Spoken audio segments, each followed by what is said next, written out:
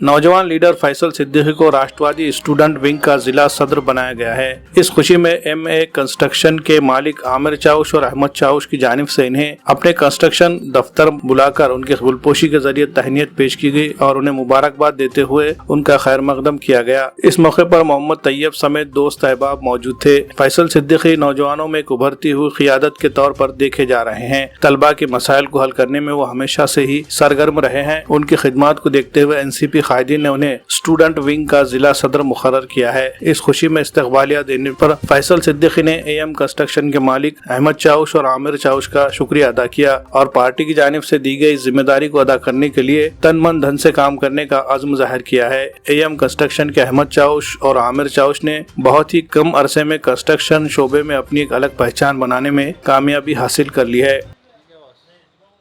सबसे पहले मैं राज्य के माजी शिक्षण मंत्री कमल किशोर कदम सर और शहर जिला अध्यक्ष डॉक्टर सुनील कदम साहब और राष्ट्रवादी विद्यार्थी कांग्रेस के प्रदेश अध्यक्ष सुनील गवाने और मराठवाड़ा अध्यक्ष प्रशांत कदम, इन्होंने मुझे जिला अध्यक्ष पद के लिए मौका दिया, इसलिए उनका सबसे पहले मैं तहे दिल से शुक्रिया अदा करता हूँ।